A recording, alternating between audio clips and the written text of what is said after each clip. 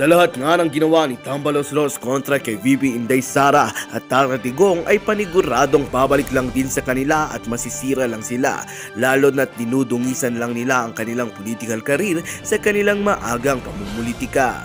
Ang mga Duterte, kahit ano pang sabihin ng mga kritiko, ay may nagawa at napatunayan na para sa bayan at tunay na ramdam ng mamamayan na may malasakit sila para sa bansa. Samantalang ang mga Romualdez, anong araw ba ang trademark nila para alalahanin sila ng mga botante?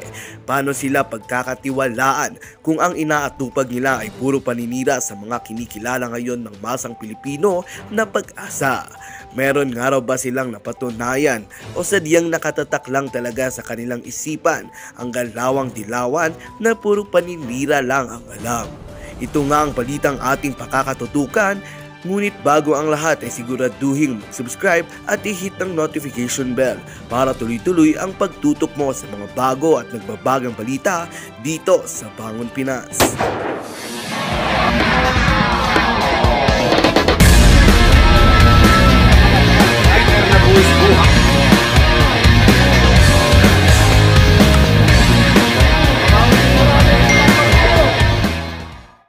Talagang sisirain o matutumba ba nila si Sara Duterte, si Vice President Sara Duterte?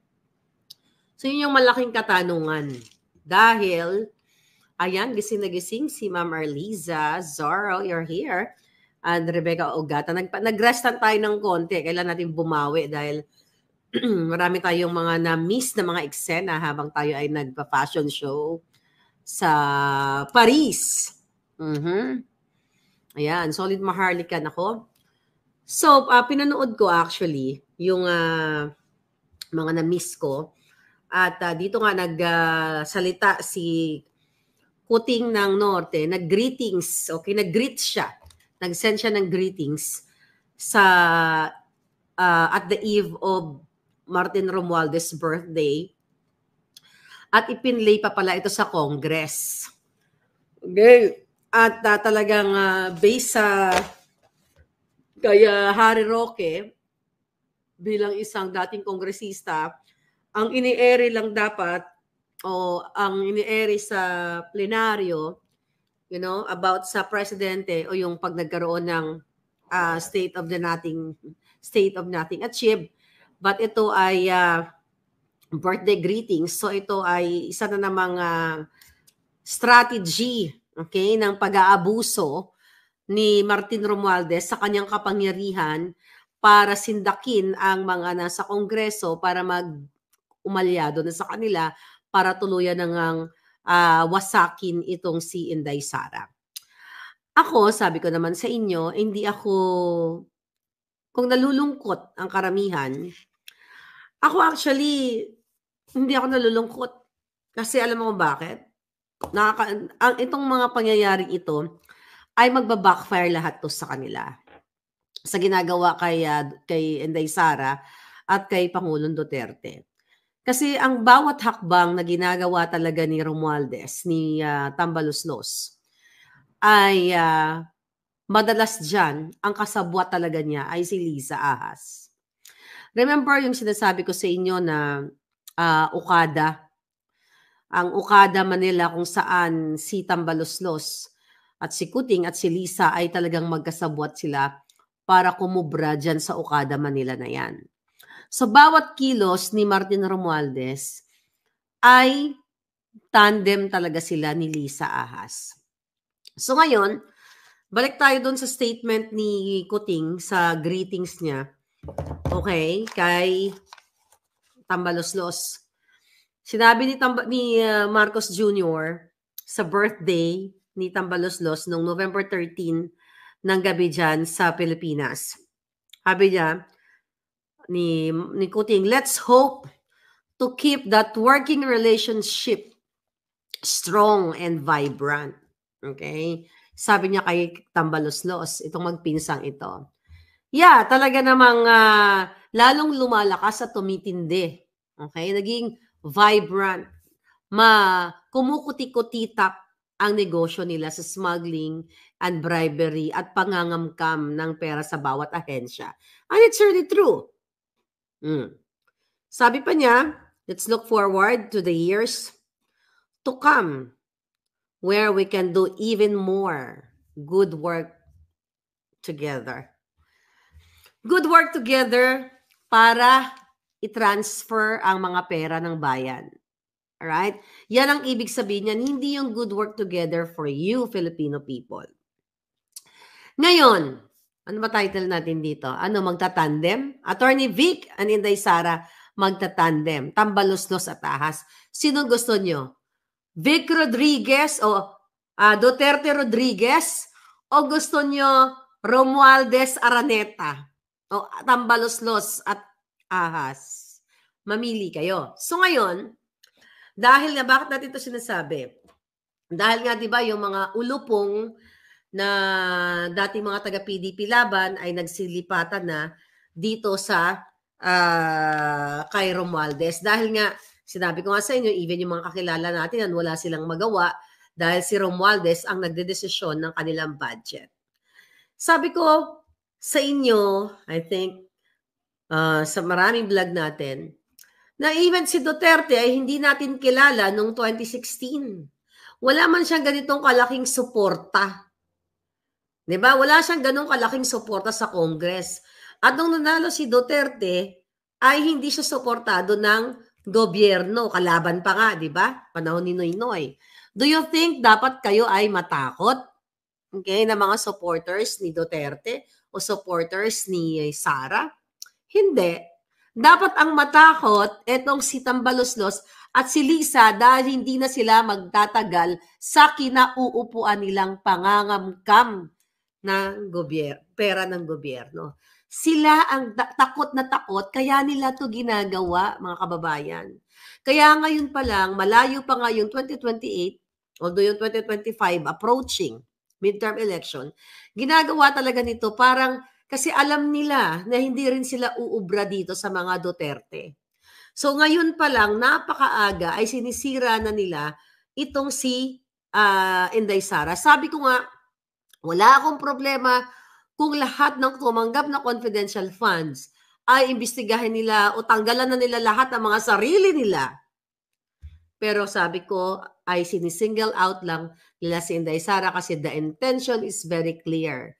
Para matanggal, mawala ng una limelight si Sara, sirain sa kanyang mga supporters. You know, di ba 32 million ang bumoto kay Sara. Kung mas mataas ang boto ni Sara kaysa kay Kuting with the help of Smart Magic, tandaan nyo yan. Dahil si Sara hindi naman nakipag-usap o kahit sino mga Duterte nakipag-usap sa Smart Magic. Ang nakipag-usap sa Smart Magic para makipagsabuatan kundi si Lisa. Kaya ganito sila nakaka-alarma. Kaya kahit maglipatan niyang mga PDP laban na yan, na members, okay? Lumipat sila dyan kay Martin kasi nga ganun sa Kongreso eh. Okay? Ganun sa Kongreso kung sino, okay? Hindi man lahat siguro may naiiwan-iwan. Kung sino ang makakapagbigay sa kanilang budget, doon sila. Kaya nagkikiss ass sila. Bakit ba sila naglilipatan? Ang reason ng iba dahil nga tinuligsa ni Duterte, ni Pangulong Duterte, ang institusyon ng Kongreso, ang Kongreso na ito ay mga korap. Bakit hindi ba totoo? So dahil tinuligsa, ayon sa ibang mga miyembro na nagsalita, katulad ni Senior Deputy Speaker Aurelio Dong Gonzales, yung pinalit kay Gloria Macapagal Arroyo, di ba? Yan, isa pa yung tinitira din nila, di ba? Hindi na raw aligned yung sinasabi ni Pangulong Duterte, PDP laban, kasama na sa partido, hindi na raw aligned yung pronouncement, yung bibig ni Pangulong Duterte sa institusyon ng Kongreso. Ngayon, mga kababayan, paanong hindi aligned? Ang sinabi ng matandang Duterte, okay, nilolo digong ninyo na i-audit, magpaliwanag kayo, ipaliwanag nyo sa taong bayan kung saan napupunta yung MOOE ninyo, yung mga confidential fund ninyo, o kung lahat ng mga budget na ginagastos nyo sa pera ng bayan. Hindi ba alignment yan? para sa sambayan ng Pilipino na makita nila ng Pilipino kung saan napupunta ang pera ng bayan. Pero ngayon, dahil nga ayon dito kay Dong Gonzales at iba pang mga nagsilipatan sa partido ni Martin Romualdez, which nandiyan pa rin si GMA, ay hindi maganda yung pag-atake ni Pangulong Duterte sa institusyon. Pag sinabi mong hindi maganda ang pag-atake sa institusyon, yun yung nag-ano si Duterte, kung ano-ano mga sinasabi na nonsense. Pero ang sinabi niya na ibigay ninyo sa taong bayan yung audit report. Ano ang masama doon? Di ba? So ngayon, ano gagawin natin? Dapat ba kayo mataranta? Hindi. Kasi ang power nasa inyo.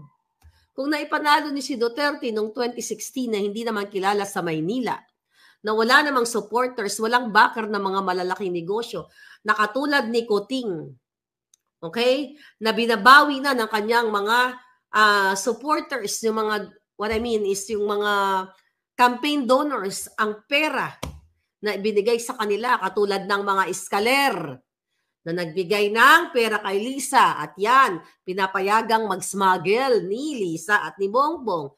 Oh. Katulad dito, inappoint nila na undergraduate. Okay? Na si Chu Laurel. Oh, di ba? Na ibabawi na. Nung panahon ni Duterte, wala naman siyang ganung mga big campaign donors kasi hindi ka siya kilala. Bakit kayo matatakot? So ngayon, ang pattern is ganito. Bakit Sara Duterte at Attorney Vic Rodriguez ang pinopropose ko? You know? Pinopropose ko sa inyo. Kasi pareho silang dalawang nabudol. Yeah. DA Secretary Kat Serrano. Yeah, Palangga. I think I know you. Di ba? Lagi ka nagko-comment ng Palangga. Saka nag-high school Palangga. So anyway, mga kababayan, bakit Sara Duterte Rodriguez? Kasi itong dalawang to parang nabudol. Si Rodriguez, si Attorney Rodriguez, nung binaboy siya ng asawa ni Kuting na si Lisa Ahas Araneta Marcos, never ever siyang ipinagtanggol ng kanyang matalik na kaibigan. Not really matalik eh. Ng kanyang sinilbihan bilang Chief of Staff na ipinagtanggol niya sa lahat ng pambabatikos na mga dilawan na kaalyado na ngayon ni Kuting at ni Lisa. Never ever man lang nagsalita ang Kuting ninyo para ipagtanggol ang kanyang Chief of Staff na naglingkod sa kanya at reason kung bakit siya lagi, di ba, kahit sa kabila ng mga batikos sa kanya ng mga dilawan, regarding sa electoral protest, pinagtanggol ni Vic Rodriguez, spokesperson and everything. Pero ni isa, ni Ho, may nakita ba kayong pagtatanggol ni Kuting? Tinraidor si Attorney Vic Benudol. It's the same thing na ginagawa dito kay Inday Sara na binubudol din siya ni Kuting. Dahil sa kasamot-sari na babastos, pagbibintang at pagdidiin, pagsisira kay Inday Sara ng kanyang pinsan na si Tambaloslos at ng kanyang asawa na si Lisa Ahas, ay wala siyang pronouncement, wala siyang binitawang salita. Alam naman ni Inday, well, itong dalawang ito, si Attorney Vic at saka si Inday Sara, may common denominator sila. Alam ni Attorney Vic Rodriguez na ang gigimonyo na talagang pumuksa sa kanya para paalisin sa tabi ni Kuting ay ang asawa niyang Lisa Ahas Araneta Smugs. At alam na alam din ni Inday Sara na ang gumagawa nito sa kanya ngayon ay si Lisa at si Tambaloslos. Inday, I'm telling you, ilang buwan na yata ang sinasabi ko dito na nakarampang. Na-miss-send si Ahas sa'yo ng mensahe, di ba? Nagra-rant siya laban sa'yo. Na-screenshot mo nga yun, Day. Booking mo na. Di ba? Alam na alam mo na itong Ahas na ito ay siya punot dulo ng pinagagawa sa'yo. Ang confidential fund. Lahat planado. Pinlano ka na. Kung hindi mo pa rin yan, Day, nararamdaman, ay ambot na lang, giatay. Alright? We will always carry the flame that will burn until Duterte returns, sabi ni At Home TV. Ayun nga, mga palangga. So yung pinag-uusapan natin, ang layo-layo pa nga ng eleksyon, di ba? Pero gusto nang gibain si Inday Sara. Ibig sabihin, nakikita nila na sobrang lakas ni Inday Sara na kailangan nilang gibain ngayon pa lang. Kaya ako, sabi ko sa inyo, hindi tayo dapat nalulungkot. Dapat nagdidiwang tayo everyday kasi lalo tayong lumalakas. Kasi pag dumating yung Speak Up Day, na sinasabi ko, katuwang natin yung mga military in uniform na sukang-suka sa mukha ni Lisa at ni Tambaluslos. Imagine nyo, alam ng men in uniform na may nagpakamatay na PSG dahil kay Lisa sa pambubulyaw ni Lisang Digimonia. Pipi Sara, pumalag ka na. Ikaw na lang hinihintay, sabi ni Sir Zorro. Ayan, correct. Alam na alam to ni Inday. Pumalag na kayong dalawa ni Attorney Vic. Nasa inyong dalawang alas, actually. Nasa inyong dalawang alas, hindi na kay Attorney Vic. So mga palangga, hindi kayo dapat nalulungkot. Dapat lalo kayo nagiging malakas. Kasi pag nalulungkot kayo at lulundo-lundo, okay, lulundo-lundo, ay kaluoy man si Inday, no. This is it. Kaya nangyayari ito para lalo tayong maging malakas na maitumba itong ulo ng ahas. Kasi kung hindi natin to nakikita, wala naman tayong pag-uusapan. Di ba? Akala natin galing-galing ni Kuting. Kung wala ba tayo mga puting ahas, na si Lisa ay kumukubra sa Okada, si Lisa ay pinapanalo ang mga tao, yung mga kasabwat niya sa loto maya-maya at hinahatid sa offshore account nila. Wala tayong pag-uusapan. Tingin natin sa kanila mga anghel at santo. Kung walang issue si Martin Romualdez na nagbigay ng 2 milyon sa $2 million dito sa Harvard sa kabila ng kahirapan ng Pilipinas, wala tayong babatikusin. Kung hindi natin nalaman na si Martin Romualdez ay tumanggap ng 3 million ng luggage, di ba? 3 billion. Diyan sa issue, diyan sa gaming ano na yan, Okada na yan. Wala tayong pag-uusapan. Kung hindi natin nakikita kung paano nila tinatrabaho si Inday, wala tayong pagdadabatehan ngayon. Wala tayong usapin. Kung hindi nag-expose ang mga puting ahas natin na si Lisa ay lumalaklak ng alak at pulburon sila ni Kuting at vangag-vangag ang mga hitad. Ibig sabihin, perfect ang government natin. This is the good thing na nakikita natin. The more na nakikita natin ang pagkadamuho nila lahat, the more na umaalab ang puso ng bayan. Right? So, sabi nyo din na bakit sinisingle out ang isang vice president ng 125 million?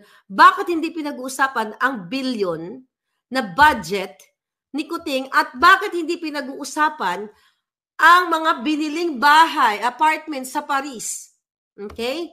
Nitong kasabwat ni Tambaluslos na si Zaldigo at ng kanyang asawa na si Maylin Ko, Saldico and Maylin Ko, sa Paris gamit ang pera ng bayan na dating mga naglilimahid. Saan sila kumuha ng pera? Diba? So, kailangan makita to ng bayan kasi dito maghuhugot ang ating lakas. Lakas na magpapatindi, okay, sa inyong gigil para buhatin si Kuting. Lakas na tumataas lalo ang presyo ng bilihin dahil sa mga taong ito na pinamamayagpag ang smuggling business nila. So dito kayo hugot ng lakas kapag ang tao ay puno na. Sabi nga, pag puno na ang salop, ay willing na kayo. Kahit kumakalamang sikmura ninyo, kaya nyong magbuhat ng isang Kuting, believe me. Kapag nakita nyo na eh. Diba? Kaya niyong buhatin ng Kuting, gapapil lang naman ang gaan yan. Kaya kayo mga men in uniform na binaboy. Marami sa inyo binaboy ng administrasyong ito. Binaboy kayo ni Lisa. Alam ko nandiyan lang kayo. Kayo na sumumpa, nagampanan ang inyong mga tungkulin para sa kapakanan ng inyong bayan. Nag-aral kayo, nagpakadalubhasa, tinaya ninyo ang inyong mga sarili sa mga trainings and everything, bababuyin lang kayo ni Lisa Ahas Mags. At ang iba sa inyo nagpapakamatay dahil binabastos kayo ng isang polboronic, laklakerang asawa ng first gentleman. My God, kung mamamatay na lang kayo ng gano'n na lang, ililibing nyo sa hukay nyo yung nalalaman ninyo. So wala kayong pinagkaiba sa mga duwag na walang yagballs. Ang kailangan ng taong bayan ay mag-speak up day kayo at ipakita nyo sa taong bayan na mahal nyo ang Pilipinas. Dahil itong nangyayari ngayon sa Congress, hindi ito para sa Pilipino, para sa kanilang political ambition. Ang layo pa ng eleksyon, nagsisiraan na. Wala namang masamang sinabi ang matandang Duterte. Okay?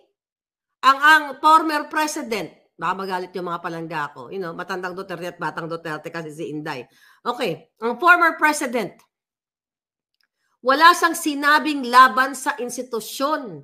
Ang sinabi niya, i-present, ipakita sa taong bayang ang inyong mga audit reports ng ginasta nyo na pera namin lahat. Ano ang masama doon? Dahil kayo ay sinabi na magnanakaw o corrupt kayo, tapos ngayon iiwanan nyo na, actually it's okay. Aalis na kayo sa PDP laban. Di ba? Well, originally, ang PDP laban ay mga dilaw talaga dyan. Yan naman ang katotohanan. Unity team kamo? Walang unity team. Inday, ano ka ba? Diyos ko po, Day. Sayang naman. Ang ano sa'yo, ang tiwala sa'yo ng taong bayan, kailangan mo na magsalita. Para sa akin, total binababoy ka na. Ito Vice President ka naman Resign. Ipakita mo kung ako sa Inday, mag-resign ako sa kanyang cabinet position. Kasi binababoy ka na ni Kuting. Binasabos ka na. Matapos mo siyang tulungan, BS, marriage made in heaven, eklabush. Di ba? Kung ako sa kanya, kung ako ginaganito ng isang tao, na kunyari, pupunta ng Amerika, pupunta ng ganito, kunyari ako yung in charge, pero kajululan lang, pero ang totoo, binabalbalan ako patalikod.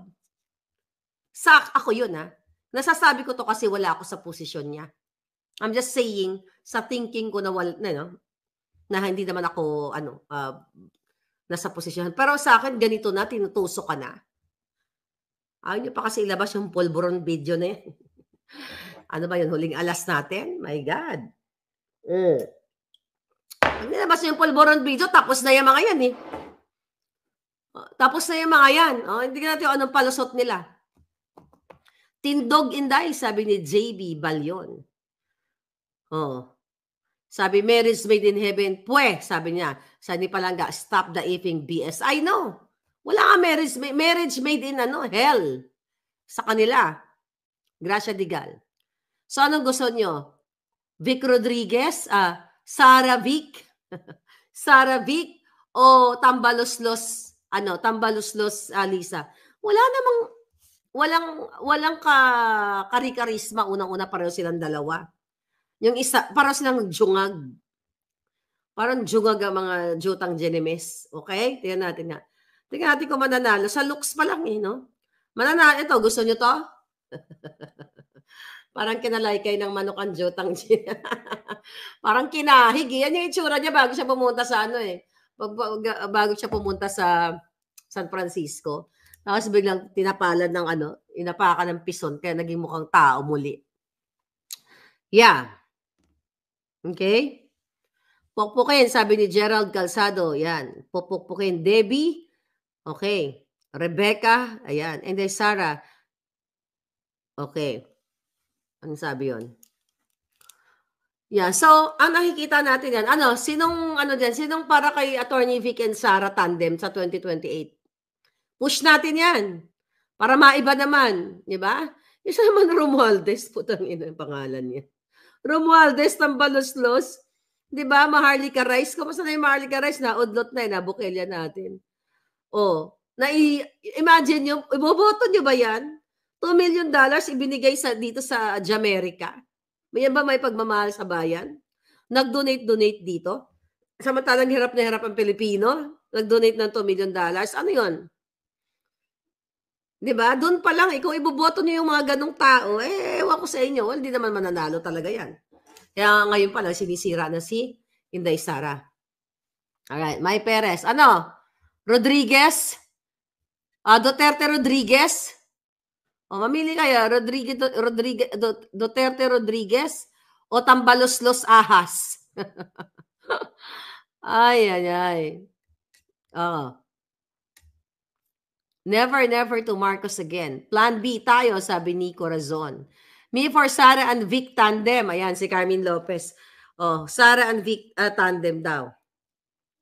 Ngayon, mga palangga, itong ginagawa nila, imbis na aksyonan, sabi ko nga, imbis na mag-focus sila sa kahirapan ng bayan, kahirapan ng walang trabaho, kawawa mga Pilipino, walang panggamot sa kanilang mga dialysis, walang binabasura sa mga public hospital, lahat sa mga presyo ng bilihin, yung ino-offload kayo sa airport, imbis na ayusin ang serbisyo para sa Pilipino, ang inaayos nila kung paano lalo kumamkam dyan sa Congress.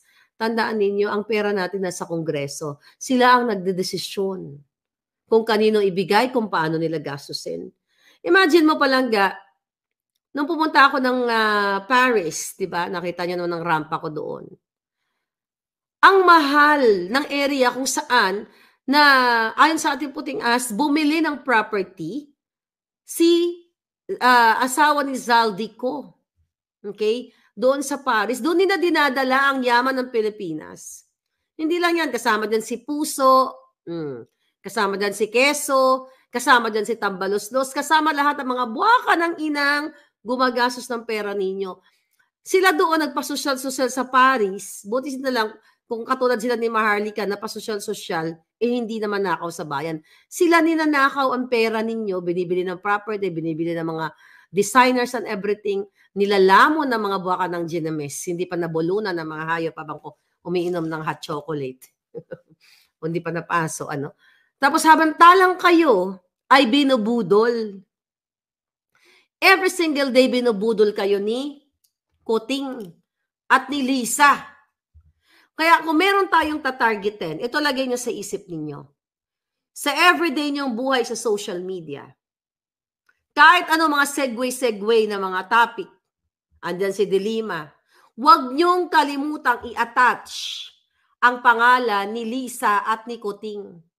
Kasi sila ang dalawa, lalo na ang babaeng ahas, ang may basbas sa lahat ng nangyayari, kung sino ang palayain, kung sino ang patakasin. Yan po ang nangyayari dyan. So, Duterte Rodriguez daw. Lisa Smugs, meron Lisa Smugs dito. Excuse me. Oh, sabi ni Florin Kaiso, ma'am, nanonood pala sa'yo si Christopher Min. Hi to Nanay Christy. Oo nga napanood ko nga yung Puso at ano niya Puso at Keso. Totoo naman yon, di ba? Si Puso, kahit asawa ng senador, nag-flex ng kanyang suso bells. Not good. Yeah, thank you, Nanay Christy and two guys. Ano pangalan ng dalawa na ni Romel at si isa yung kababayan ko, Ilonggo, si Palangga. Ano sa pangalan ng isa pa? I-comment nga dyan, Palangga. Savik sa pagbabago. Ay, ang ganda niyan, ha? Oh, sabi ni Den Scorpion, Savik sa pagbabago. Sarah and Vic. Okay. Maria Rosario Arseno.